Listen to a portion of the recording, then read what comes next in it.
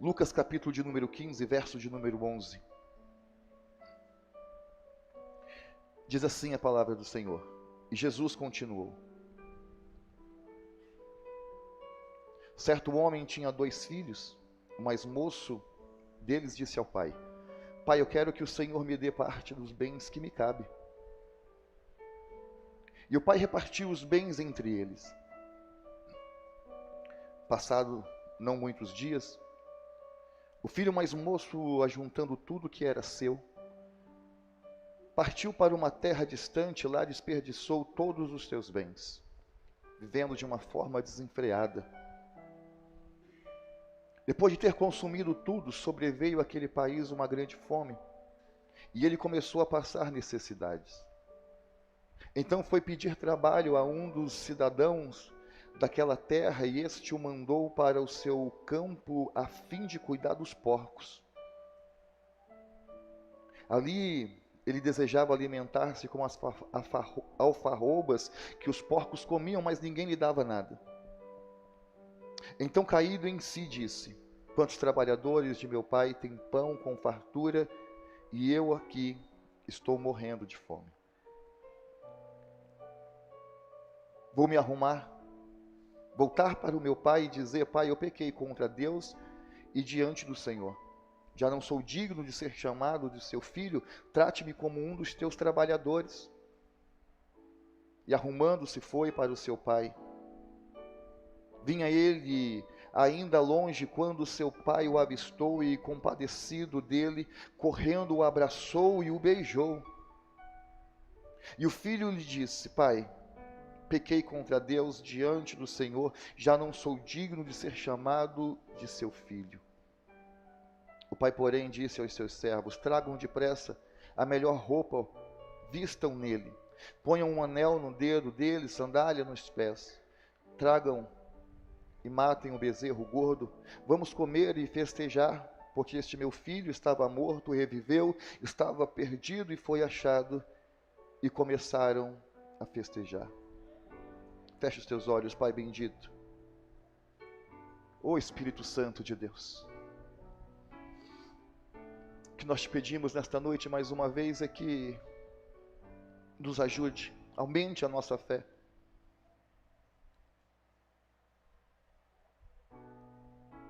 Trabalhe sobre a nossa mente, o nosso coração nesta noite, para que esta terra ela absorva, porque nós sabemos que é uma palavra vinda do teu trono. Nós queremos nos alimentar dela, porque teremos uma semana toda para frente. E é esta palavra que vai nos dar sustância, que vai nos dar ânimo, que vai nos dar direção. Fala conosco, Espírito de Deus, porque nós queremos e precisamos te ouvir. Amém. As últimas ministrações que eu fiz aqui neste lugar, eu sempre acabei dizendo assim que as palavras mais comuns que nós mais ouvimos nos púlpitos, falamos da mulher samaritana, falamos da mulher do fluxo de sangue a semana passada, falamos do cego Bartimeu, e hoje está aqui uma das parábolas mais pregadas. E eu disse isso falando a respeito de o fato de nós sermos consumistas, sempre queremos alguma coisa nova, né? Mas é o que Deus tem para nós hoje, é esse negócio aqui. O nosso Senhor Jesus, ele era especialista, enquanto viveu na terra, Ágata, de revelar as verdades do seu reino, contando histórias, parábolas como essa. E essa parábola dos perdidos, ela tem o seu início no momento em que a religião, Bruna, ela observa e vê Jesus se relacionando com pecadores. A galera que frequentava a igreja naquele tempo, irmã Silvana, observou Jesus comendo com pecadores e ainda andando com eles. E eles disseram, cara, esse cara além de dizer que é Deus, e agora ele está almoçando com esses camaradas também. Então é assim que surge essa parábola. Ele expressa essa verdade que estava no coração de Deus. Qual é a verdade que estava no coração de Deus? O Pai, o nosso Pai Celeste, Ele deseja recuperar, Ele deseja trazer de volta aqueles que um dia se perderam. Esse é o desejo do coração de Deus. Jesus expressa, contando esta parábola, pastor Maurício, que existe festa diante dos anjos quando o Senhor consegue reunir novamente estas pessoas perto dele. É maravilhoso o nosso Deus porque Ele pensa diferente de nós. E essas 3 parábolas, que parecem ser 3 parábolas, que a parábola da ovelha perdida, a parábola da dracma perdida e do filho que se perdeu, elas focam em uma única mensagem. Qual mensagem? Recuperar. Recuperar aquilo que foi perdido.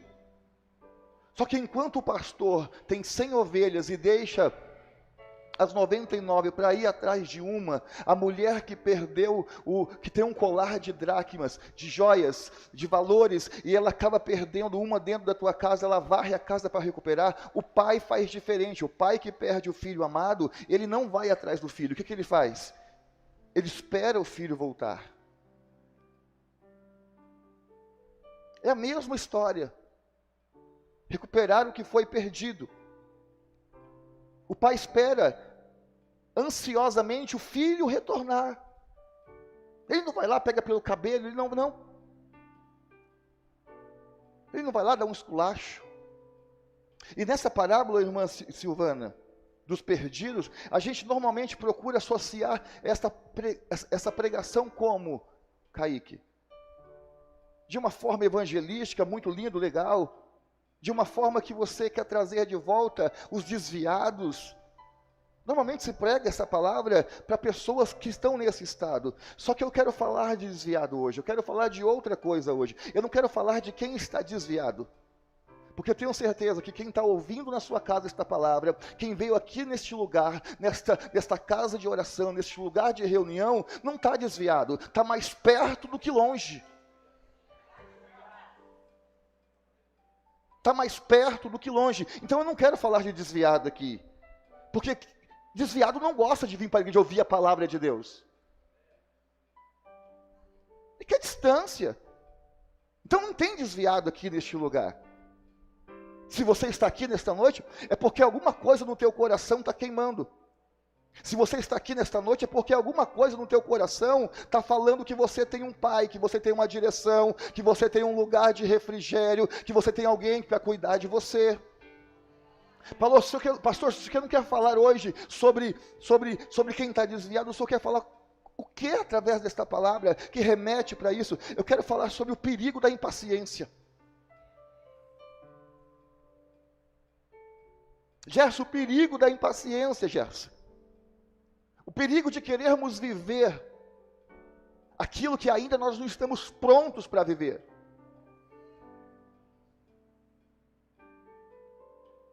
O perigo de querermos colocar as mãos naquilo que ainda não é tempo para nós colocarmos. Isso se chama antecipação de bênção. Antecipação de herança. Vocês estão entendendo? Porque é isso que acontece quando eu olho para o texto, Priscila, com o filho mais novo desse pai amoroso. Ele chega para o pai ainda vivo, e diz: pai, eu quero que o Senhor me dê parte da minha herança. Mas o pai está vivo. Mas eu quero, pai, que o Senhor antecipe a minha herança, porque eu não vou esperar o Senhor morrer para viver o que eu quero, para desfrutar o que eu quero desfrutar. Eu não vou esperar o Senhor morrer. Eu quero a minha independência. Eu quero viver a minha vida. Então, o Senhor me dá a minha parte, porque eu não quero esperar o Senhor morrer. O texto diz que o pai nega? Não. Foi ensinado aqui na sexta-feira. Deus não criou um robô. Deus criou filhos que têm prazer de estar na presença dele. Ele colocou 2 árvores lá. A gente tem livre-arbítrio. Poder de decisão, de entrar pela porta direita ou andar pela porta esquerda, de fazer o bem ou de fazer o mal. Deus não é um ditador. Então, nesse texto, o pai faz o que o filho pede. Ele reparte a herança e dá parte para um filho e dá parte para o outro. Só que diferente do que ficou que recebeu a herança, deixou o controle ainda sobre a vida do pai. O mais novo não. O mais novo recebeu a bênção, a herança antecipadamente e saiu de casa. A atitude deste filho no desenrolar da história, a gente vai perceber como é perigoso, pastor Sulineudo, a gente como filho de Deus, de um pai amoroso, querer receber certas coisas antecipadamente que nós não estamos prontos para receber. Que o próprio pai está olhando e falando, cara, não é tempo, não, agora não é hora. Pastor, mas é bênção, bênção sempre. Irmãos, bênção recebida fora de hora não é bênção, acaba se tornando maldição. Se você não tiver uma estrutura, você quebra, você desperdiça. Você pode guardar isso no seu coração. Bênção recebida fora de hora não é bênção, é maldição. E aí entra o perigo da impaciência. O perigo de nós querermos receber aquilo que ainda não estamos prontos, maduros, Iago, para receber. Eu quero ser algo, mas você está pronto para ser aquilo que você está pedindo para ser? E às vezes quando nós estamos prontos para ser ou receber, as pessoas que nos cercam, as pessoas que estão na nossa casa, as pessoas que convivem com a gente não estão. E aí, você pensa só em você, ou vai pensar no seu cônjuge? Ou você vai pensar em quem está perto de você também?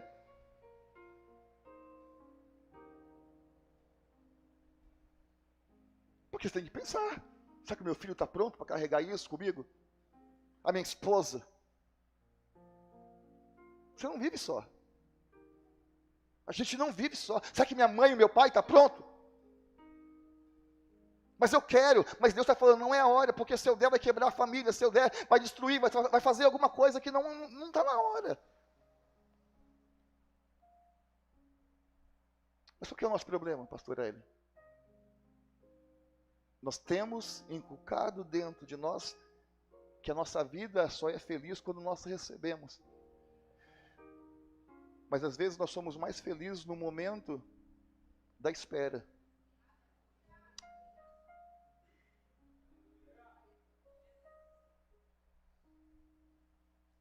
Irmãos, o simples fato de Deus ter feito uma promessa para você, assim como fez muitas para mim, e ainda continua fazendo.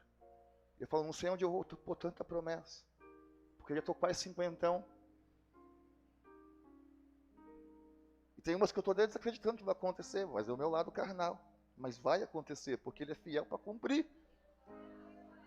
Mas o fato de Deus fazer uma promessa para nós, para a sua vida, para a sua família, não quer dizer que Ele vai te dar hoje.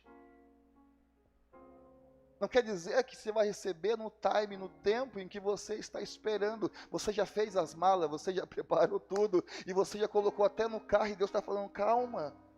Você precisa ter paciência para esperar. Você não pode antecipar. Vai te fazer mal. Vai te trazer sérios prejuízos. E aí quando a gente ora 1, 2, 3, passa 1 ano, 2 anos, 3 anos, e aquilo que Deus prometeu não acontece, a gente fala, epa! Da chave do videogame que agora eu controlo a minha vida. Eu vou controlar a situação. É o que a gente faz, sim ou não? A gente quer tomar o controle. Mas você precisa entender que se Deus prometeu, Ele vai fazer, mas não é no seu hoje. Não é na sua agenda, é na agenda de Deus. Se ele te prometeu daqui 10 anos, quer dizer que daqui 20 pode acontecer. E se não acontecer, você só fica se estruturando para receber. Quando Deus faz uma promessa para Abraão, Abraão tinha 75 anos de idade. Mas a promessa que ele prometeu, o príncipe, o filho, só veio 25 anos depois. E quando Abraão, no meio do caminho, falou, está demorando demais, vamos tomar o controle da situação. Vocês viram o problema que ele arrumou e está dando até nos dias de hoje. 2 irmãos brigando no Oriente por causa de terra. Bênção fora de hora não é bênção, é maldição. É maldição. Quando Deus promete para Davi, Davi, você vai sentar no trono. Davi fez um estágio de 15 anos, meu irmão. 15 anos. Onde? Como escudeiro, cuidando de ovelhas, se escondendo em caverna, para depois começar o seu reinado. Mas se Davi tivesse antecipado a sua bênção, tomado controle da situação, pastor Ricardo, e tivesse falado, não, agora a partir de hoje eu tenho uma promessa, eu tenho uma unção, eu tenho um azeite, eu tenho uma palavra de Deus que foi na minha casa, que mandou me chamar no pasto, está demorando demais, alguma coisa está errada, eu vou pegar o controle da minha vida, e eu vou fazer com que esse trono chegue mais rápido. Ele tinha se tornado um assassino, ele tinha matado Saul. Sabe por que ele não matou? Porque ele não tomou o controle. Ele falou, continua nas mãos do meu pai. No tempo certo ele vai me dar, no tempo certo ele vai me abençoar. E quantos de nós estamos aqui dentro hoje, assim, nesse mesmo estado, sofrendo consequências do nosso ontem, porque nós resolvemos tomar o controle? Quantos? A impaciência do ontem, hoje está sendo um inferno na nossa vida.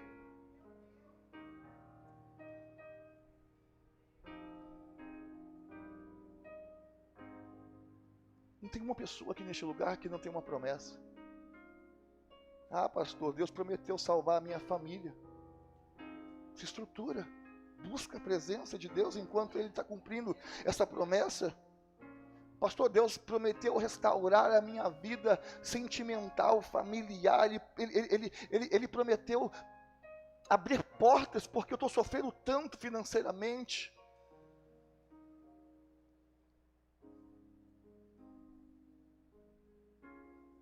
Você vai tomar o controle ou você vai esperar a hora que Ele vai te dar? Você vai tomar o controle ou você vai esperar o momento certo? Quando você estiver pronto. Porque se você pegar o controle da mão dele, Ele vai te dar. Ele vai falar, faça o que você quiser. Mas depois não vem fazer campanha na igreja.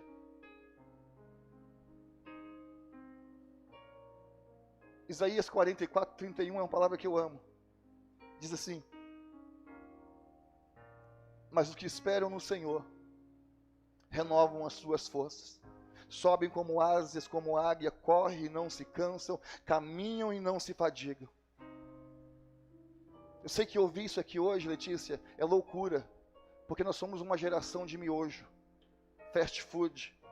Nós não conseguimos esperar, não conseguimos ter esperança no Pai. Nós gostamos de receber, mas não gostamos de passar pelos processos para receber. E é o processo que te dá estrutura para não desperdiçar a herança que o Pai vai colocar nas tuas mãos. Quem está entendendo? Você não pode mais tratar bem esta impaciência. Você não pode mais pegar aquilo que Deus tem para você. Ele tem algo para você, amassar e jogar na lata do lixo. Você não pode mais, por causa da sua impaciência, por causa da sua limitação. Você não pode mais estragar, meus irmãos, aquilo que Deus tem prometido para você, por causa dessa bendita ansiedade. Você precisa esperar o momento do Pai, é seu. E você não vai receber a tua herança quando você tiver banguelo, caindo aos pedaços, não. Ele diz que aqueles que esperam no Senhor têm forças renovadas, voam como as águias.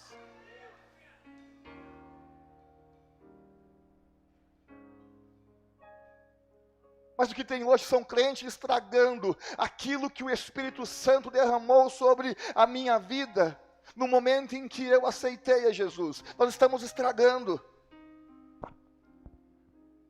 porque nós esquecemos que é Ele que libera, mas Ele libera somente no tempo dEle. Deus está falando para a gente aqui hoje, para de fazer bobagem. Para de fazer bobagem. O filho chega para o pai e comete esse erro. Ele exige que o pai dê a bênção precocemente, antes do tempo determinado. E quando eu vejo esse texto, irmãos,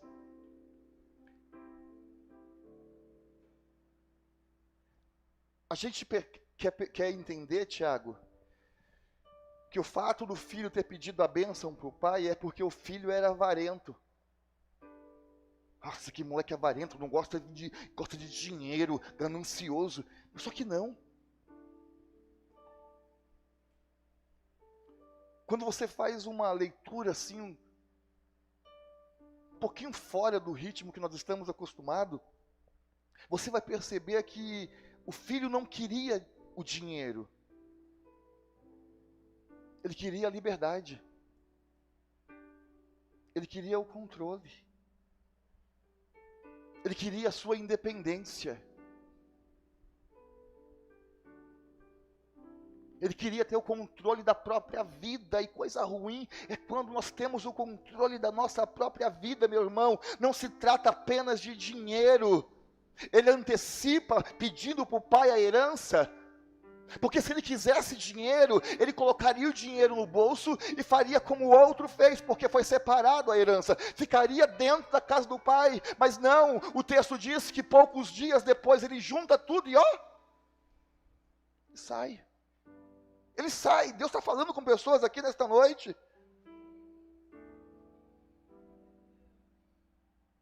Entenda isso, que coisa boa é quando nós temos a nossa vida controlada pelo Pai. Há uma unção diferenciada derramada sobre a nossa vida, quando nós temos a nossa vida controlada pelo Pai. Quando nós estamos debaixo das penas, debaixo das asas do Pai. Coisa boa na nossa vida, pastora Nadir, é quando o papai é mentor, é governador dos nossos bens. Estou dizendo isso porque há uma unção de multiplicação. O desperdício é quase zero. A gente cresce. Olha como você era antes ou como você é hoje. Antes de ter a tua vida controlada pelo teu pai, olha como você era. E olha como você é hoje. E eu digo isso porque o pai é especialista de liberar. O fluxo que ele libera é conforme ele vai vendo a nossa estrutura. Você está entendendo? É conforme ele vai vendo a nossa estrutura.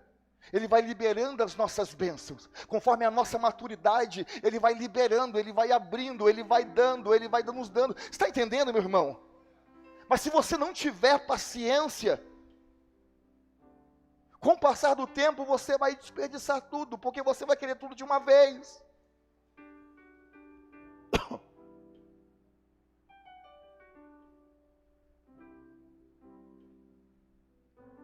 Paciência.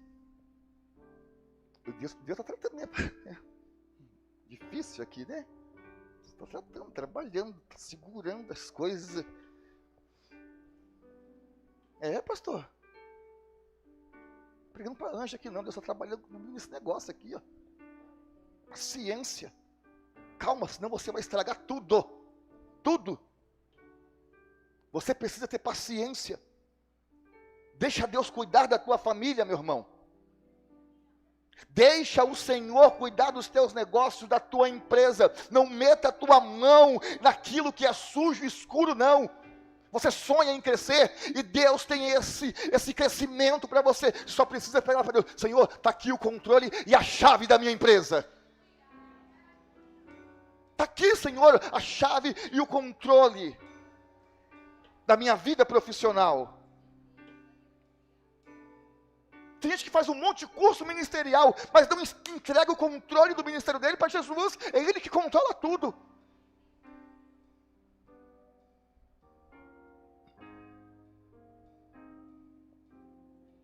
Estão entendendo?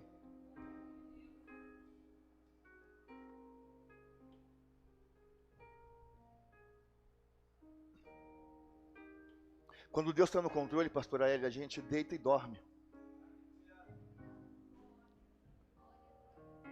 Quando Deus está no controle, a gente vai trabalhar sossegado e fala: o Senhor está cuidando da bagunça que está na minha casa.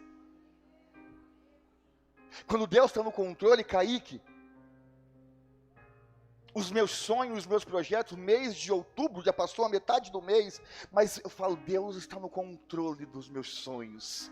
Não aconteceu nada em 10 meses, mas Deus está no controle. Que certeza é essa, pastor?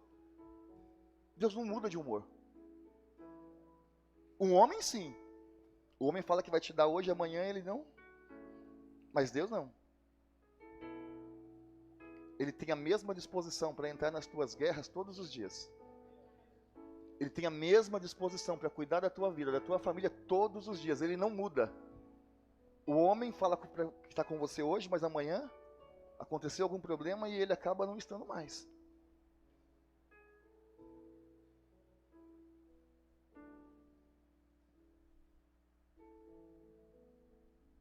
Você precisa largar o controle.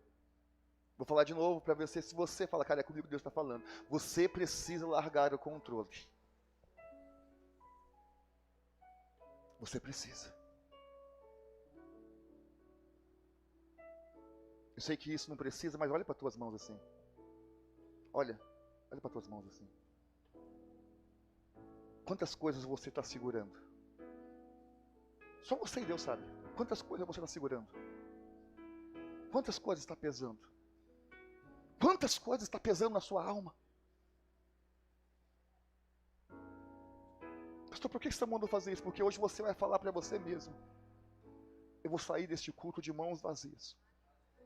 Vou falar de novo: eu vou sair deste culto de mãos vazias. Eu vou sair deste culto de mãos leves. Eu vou dizer para mim mesmo: eu não vou ser mais tonto de querer controlar aquilo que eu não tenho controle. Eu não vou ser mais tonto de querer estar na direção daquilo que eu não tenho. Eu vou voltar a ser dependente do meu Pai. Dependente do meu Pai. Mãos vazias.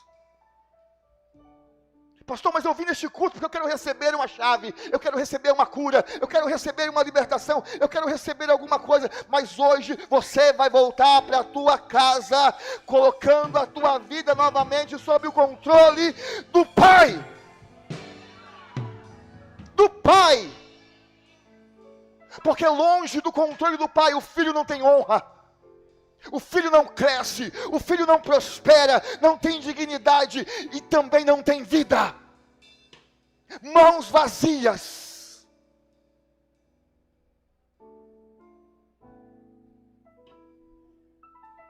Longe do Pai não tem vida. Assim como o peixe não tem vida fora da água, assim como a planta não tem vida fora da terra, o filho, longe do controle do Pai, vai parar no chiqueiro.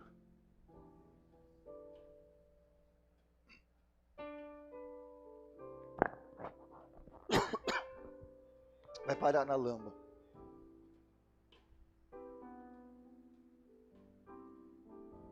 O primeiro homem aconteceu isso. Ele sai do controle do... O que acontece com ele? A vida dele vira uma bagunça. Adão.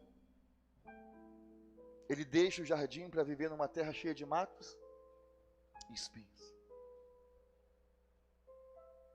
Ele deixa de comer da árvore, ou seja, de comer na mão do pai para comer na própria mão.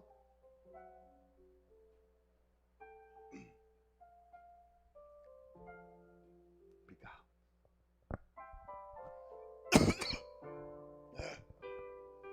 Ora pelo pastor.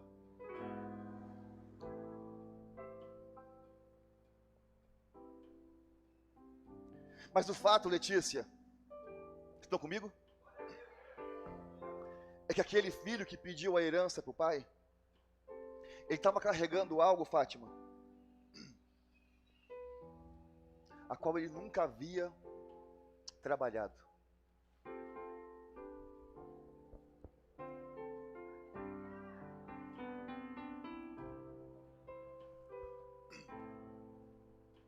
Pegou, Thiago? Faz uma oração para mim aqui. Oh, Jesus. Aquele filho estava carregando algo no seu bolso, a qual ele nunca havia derramado uma gota de suor. O sacrifício todo era do pai. Toda a herança, toda a bênção que ele carregava, não era do seu próprio sacrifício, era do sacrifício do pai. Mas depois de que ele recebeu a bênção, que ele colocou no bolso, o que ele pensou? É meu. É mérito. Vou fazer o que eu quero. Vou gastar da forma que eu quero. Vou viver da maneira que eu quero. Mas aquele filho nunca havia derramado uma gota de suor. Tudo que ele tinha sido por sacrifício, por graça do pai.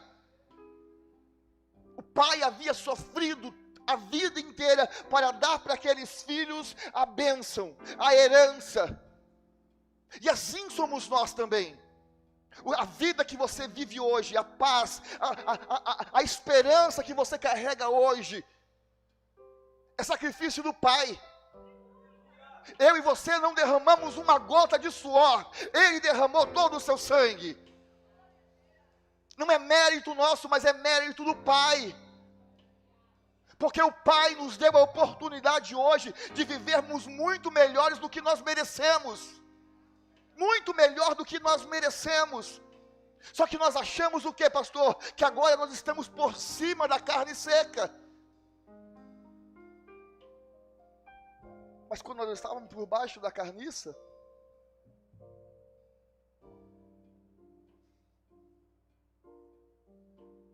posso fazer uma pergunta? Quantas gotas de sangue você derramou para viver o que você vive hoje? Nenhuma. Quantas gotas de suor, de sangue que foi derramado para que hoje você não estivesse debaixo dos pés de Satanás vivendo como escravo? Tudo foi o pai. Tudo veio do pai. E aí a gente fala, mas o que eu vivo hoje é fruto da minha faculdade, do meu doutorado. Irmão, entenda uma coisa em nome do Senhor Jesus. Não venha me falar que um diploma, um doutorado, uma faculdade que você fez ou faz, te dá o direito de falar, agora eu não preciso mais estar sobre Não dá para entender isso. Os meus diplomas não me dão acesso à eternidade. Os meus diplomas não me dão acesso àquele ataque que eu tenho por dentro, que a qual eu vou numa farmácia e não consigo receber um bálsamo, e esse bálsamo só vem quando eu tenho acesso ao meu pai. A gente precisa parar de ser tonto, cabeçudos, de achar que o pai só é uma presença aceitável quando um caroço aparece, quando o desemprego chega, quando uma crise na minha família vem. Não é esse tipo de relacionamento, meu irmão.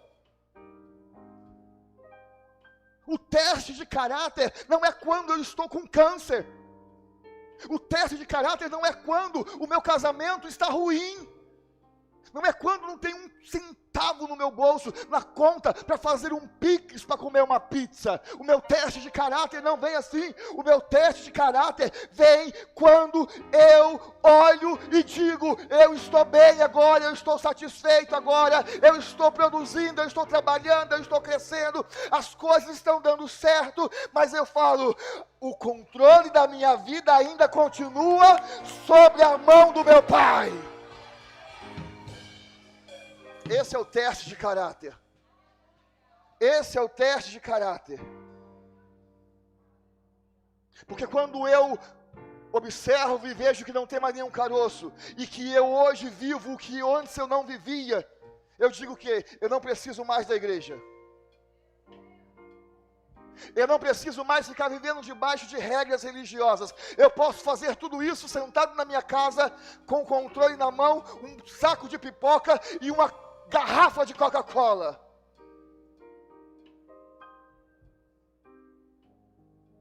Mas o que você carrega hoje de positivo, de abençoado na tua vida, eu sei que não é perfeito, não é o seu sacrifício, mas é o sacrifício do seu pai.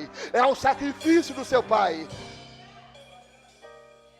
Não é pelo teu braço, mas é pelo braço do pai. Mas o que me chama a atenção, meus irmãos,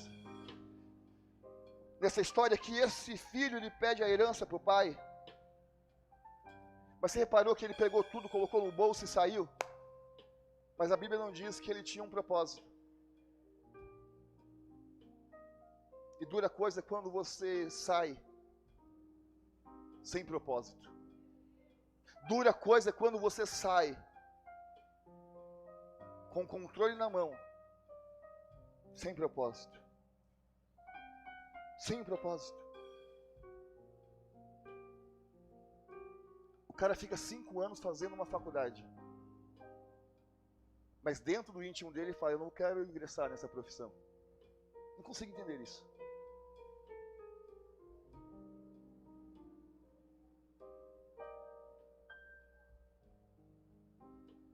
Você consegue? Não.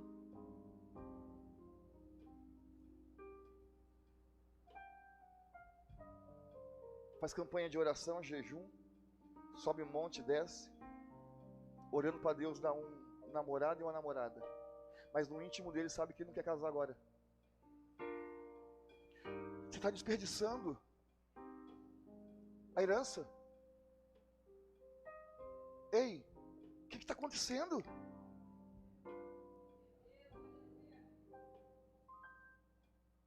Eu não saio de dentro da igreja, eu tenho uma vontade, uma sede, pastor, de ser obreiro. Eu tenho uma vontade de ser pastor, mas o miserável não prega nem para a mulher em casa. Não prega nem para quem está todo dia na mesa com ele. Qual é o propósito? Qual é o propósito? A oportunidade o pai vai dar, mas qual é o propósito? Nós precisamos parar de desperdiçar as bênçãos de Deus com as coisas fúteis da nossa vida. Pedir coisas para o pai que não tem propósito algum com o céu, não tem propósito algum com a minha família. Esse filho, ele tinha poder, esse filho, ele tinha dinheiro no bolso, mas ele perdeu tudo porque ele saiu da casa do pai sem propósito. E quando você sai sem propósito, o diabo rouba, o diabo te destrói, ele acaba com você. O verso 13 diz, e passado muitos dias, o filho mais moço, juntando tudo que era seu, ele partiu para uma terra distante, e lá, sem propósito, ele desperdiçou, porque não tinha propósito. E quem não tem propósito vive num sistema desfreado. Deixa a vida. O cara era filho de um pai importante. O cara era filho de um pai importante. Ei, você é filho de um pai importante. Mas presta atenção, porque filho de pai importante não pode se juntar com qualquer um. Filho de pai importante não pode se relacionar com qualquer um. Você é filha de um pai importante. Para, não venha me dizer, oh meu Deus do céu, que negócio é esse de pegar qualquer banguelo?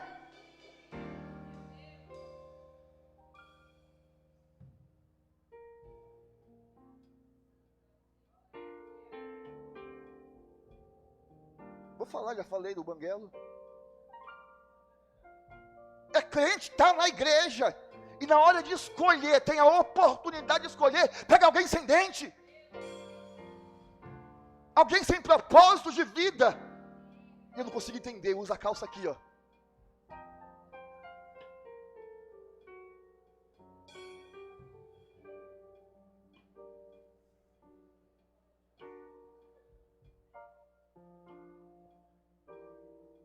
é uma pressa para casar, e quando casa, 2 meses está na igreja fazendo campanha porque o marido está batendo em casa. Antes de colocar a aliança, vê o propósito. Antes de pegar a herança, senta, vê o propósito. Porque a Bíblia não te dá respaldo para fazer isso e dizer, eu tenho fé suficiente que depois as coisas vão se ajeitar. A Bíblia não te dá respaldo. A Bíblia diz que um jugo não pode ser desigual, que semelhança tem entre escuridão e luz, não tem nenhuma.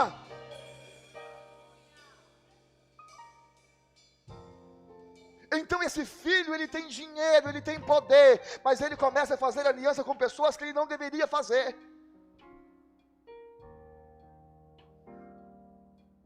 Aqui não tem, mas na igreja do pastor Júlio César, que estava quarta-feira, está cheio de gente que cada dia está mais fraco na fé, porque se juntou com pessoas. Aqui, graças a Deus, não tem. Pessoas que estão cada vez mais pobres na comunhão com Deus, porque não vivem uma vida de propósito, porque está se juntando com qualquer um. Graças a Deus. Pessoas que estão na igreja, cada dia mais pobres no servir. Pessoas que estão na igreja, cada dia mais pobres na visão do reino. Porque não tem propósito. Porque quem tem propósito não empobrece. Investe. Não desperdiça. Investe. Quem está entendendo? Pastor, Deus está falando isso para quem? Para mim. Que sou filho de um pai poderosíssimo, que tem uma promessa de herdar coisas grandes do meu pai, mas que me apresso em desperdiçar o que ele tem. Por quê? Porque eu quero a minha independência. Porque eu quero controlar a minha vida.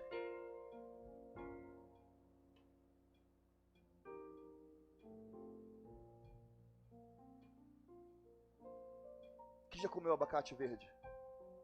O que é uma fruta ruim verde aí? Todas é ruim, né? Manga é boa, você põe um salzinho, né? Abacate verde deve ser o Satanás. Já comeu abacate verde, pastor? É bom? É ruim? Então posso falar uma coisa em cima do que o pastor falou? Não me venha comer abacate verde e depois reclamar de dor de barriga. Não me venha comer fruta verde e depois reclamar que o dente está doendo.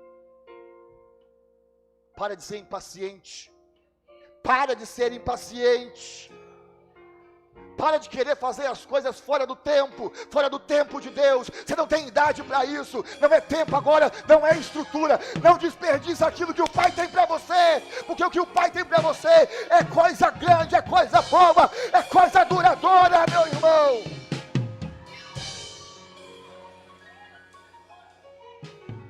E não venha me falar, ora bolas, que Deus não existe.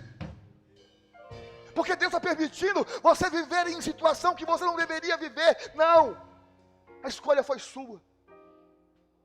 Pastor, você está colocando medo. Não, eu não estou pregando para pôr medo de ninguém, pelo amor de Deus. Eu estou pregando para ver se você sai do mundo encantado de Mob. É o mundo da fantasia. É para isso que eu estou pregando. Para que você venha para o mundo real.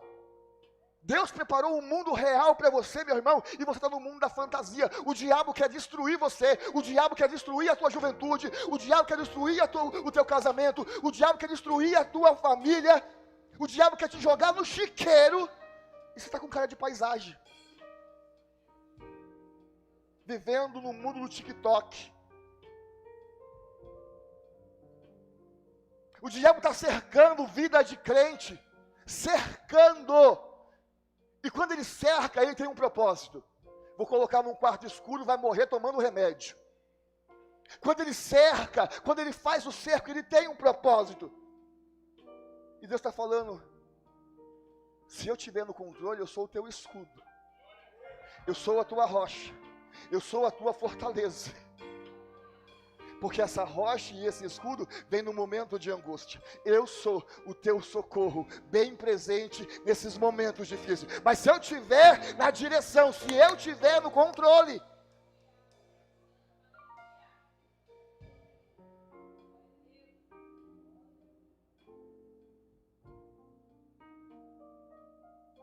então nesse texto a gente aprendeu o quê? Essa história? Que a impaciência desse filho levou ele para um desperdício, sim ou não? O diabo comeu tudo. Era bandido esse filho? Não. Ele não era bandido, meu. Ele não era bandido. Ele era filho amado do pai. Ele tinha um pai amoroso, um pai que cuidava dele. Esse filho, Priscila, há 2 dias atrás, há 2 meses, 3 meses atrás, Letícia, estava tocando nos bens do pai. Ele estava cuidando do rebanho, ele estava cuidando dos negócios do pai, mas no dia, presta atenção nisso, igreja, que ele resolveu tomar o controle da vida dele e viver uma vida distante do pai. O texto diz que as unhas, as mãos deles saíram dos negócios para acariciar porcos, para viver com os dedos entre as lamas, o cabelo cheio de mosquito, porque é isso que nós nos tornamos quando nós saímos debaixo da tutela do nosso pai. A gente se torna um mendigo de Satanás.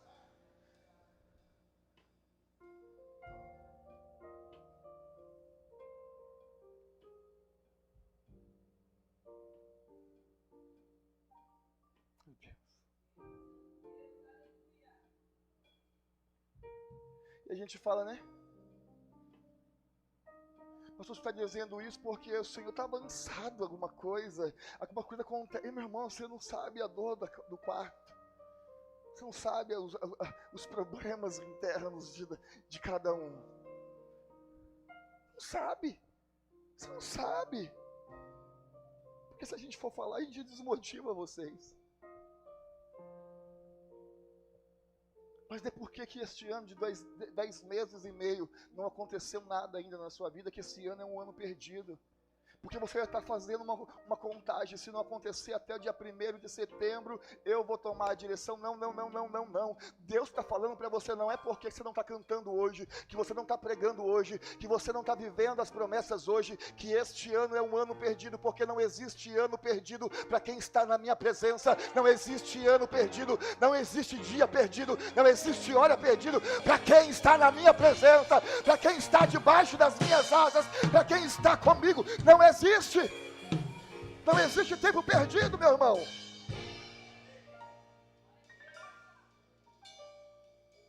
Se você está pensando isso, tenha paciência, não tome o controle da mão de Deus. Pastor, 10 meses se passaram, estamos indo para o mês 11 e ainda nada aconteceu. Deus está falando, não é porque nada aconteceu até agora que é um tempo perdido. Calma, relaxa. Verso 16.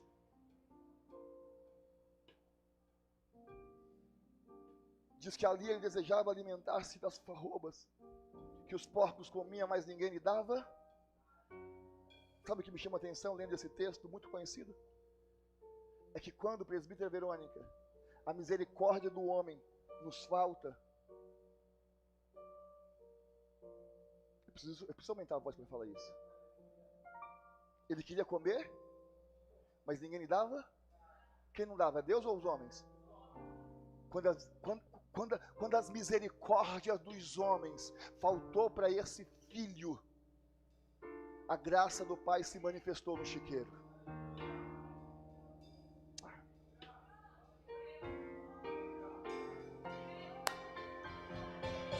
Quando a misericórdia do homem faltou no momento de miséria dele, a graça do Pai se manifestou dentro do chiqueiro. O texto diz que ele chega no fundo do poço, tem vontade de comer das bolotas, mas ninguém dá nada para ele comer. Mas ali, a misericórdia de Deus alcançou esse filho, ainda quando ele ele estava no chiqueiro. maior erro da igreja é achar que a graça e a misericórdia está aqui dentro somente.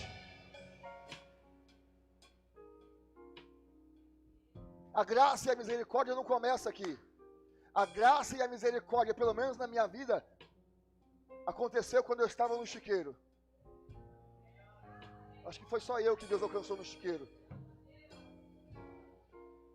No chiqueiro. Quando eu estava acostumado a tomar decisões precipitadas a respeito da minha vida e da minha família. Foi lá que a graça de Deus me alcançou. Foi no chiqueiro, minha pastora. Foi no chiqueiro, meu pastor, que o Espírito Santo pairou sobre a vida deste filho. Foi no chiqueiro que o Espírito Santo começou a trabalhar sobre a vida deste filho. Cara, eu não sei se você está entendendo o que eu acabei de ler agora. Você entrou aqui na igreja hoje e dizendo, eu vou lá porque eu estou sentindo que alguma coisa vai acontecer de bom na minha vida até este final de ano. Ei, você não tem ideia do tamanho e do poder do Pai que você tem. Você não tem ideia, você não tem ideia. Você não veio aqui porque o braço te trouxe. Você não veio aqui porque a tua mão te trouxe. Você veio aqui porque uma glória de Deus, uma graça de Deus se manifestou lá fora no chiqueiro em que talvez você estava enlameado.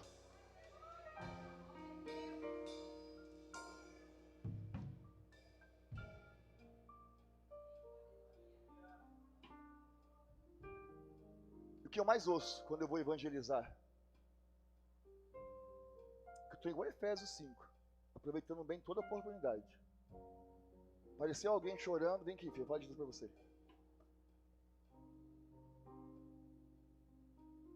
A gente fala assim, deixa eu pra lá. Tá bom, eu falei. Pastor, eu fumo ainda. Pastor, tô tomando umas biritinhas. Pastor, o senhor não sabe tanto de coisa errada e horríveis que eu já fiz ainda hoje, enquanto o senhor está falando comigo. É o que a gente mais ouve. Ele fala, caramba, Deus, faz ele entender que a graça se manifesta no chiqueiro. Faz ele entender que a graça se manifesta enquanto nós estamos ainda no chiqueiro. Pastor, que loucura é essa que graça se manifesta? Ei, meu irmão, Deus não é como o homem tem nojo do chiqueiro, mas o nosso Deus não tem nojo do chiqueiro, o nosso Deus não tem nojo do chiqueiro, o nosso Deus, a graça de Deus alcança quem também está sujo.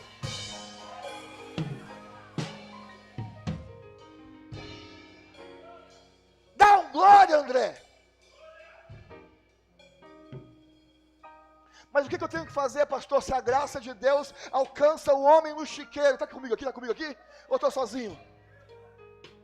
É simples. Você vai fazer o que o filho fez.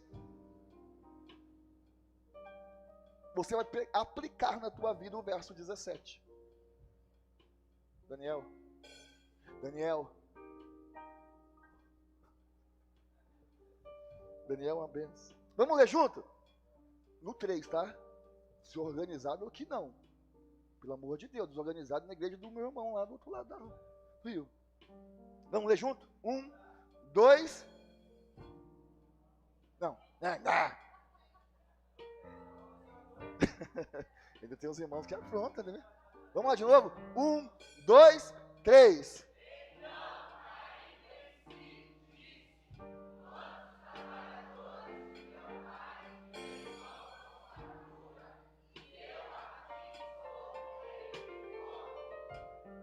Ele disse o quê? Quantos trabalhadores tem na casa e eu estou aqui morrendo? Só que antes dele dizer quantos trabalhadores tem na casa do pai, o texto diz que ele caiu aonde? Ele caiu aonde? É no chiqueiro que você cai em si, meu irmão. É vivendo uma vida distante do pai que a gente cai em si, meu amado. Mas esse é o nosso problema, meu pastor. A gente dorme no chiqueiro. A gente não cai em si quando está com as mãos sujas, com os cabelos cheios de mosquitos. Aquele homem, aquele filho, ele caiu em si, ele acordou da ilusão, ele disse, cara, isso é uma fantasia, o que eu estou vivendo, o que eu estou fazendo neste lugar? Tem um lugar que tem comida, tem um lugar que tem vida, tem um lugar que tem quarto, tem um lugar que tem hospedaria, tem um lugar que tem remédio, tem um lugar que tem cura, tem um lugar que tem uma salvação. O que é que eu estou fazendo, ora bolas, nesse chiqueiro? O que é que eu estou fazendo? É tempo da igreja cair em si. Cair em si.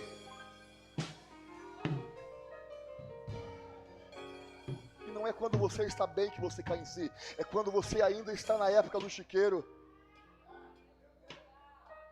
E aí quando você acorda no chiqueiro, aí você vem em direção da casa do Pai, e você vem falando assim, não importa se eu vou trabalhar na garagem, não importa se eu vou ficar na hospedaria com os escravos, não importa se eu vou fazer alguma coisa na casa do meu Pai, não importa se eu vou carpintar, se eu vou dar comida para os bichos, não importa se eu vou dar água para os bichos, eu quero estar na casa do Pai.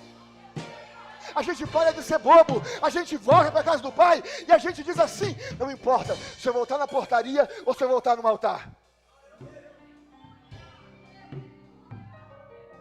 Porque o que eu quero?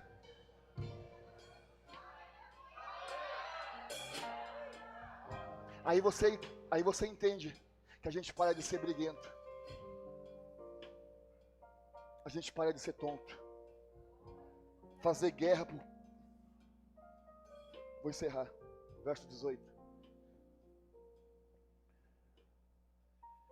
Vou encerrar, Daniel. Verso 18. Está comigo? Está com a cara de incrédulo hoje? Daniel, uma benção. Verso 18. Esse filho, ele diz, esse filho ainda em situação de chiqueiro, o texto diz, ele havia caído em si, olha o texto, vamos me arrumar, e vou para o meu pai, e lhe dizer, Pai, eu pequei contra Deus, e diante do Senhor, eu pequei contra Deus, diante do Senhor. Eu vou fazer uma pergunta que talvez vai apertar um pouco na sua alma. Qual foi a última vez que você deixou de falar para os outros fazerem algo e você passou a dizer para você? Porque coisa boa, Tatiana, é quando você fala para mim, Mauro, faz isso que vai funcionar. Mas ninguém é abençoado, você não é alcançado quando você está falando para os outros. Você está sendo apenas um receptor, um vaso. Mas coisa boa é quando você fala para você mesmo. E os teus pés obedecem o som da sua voz.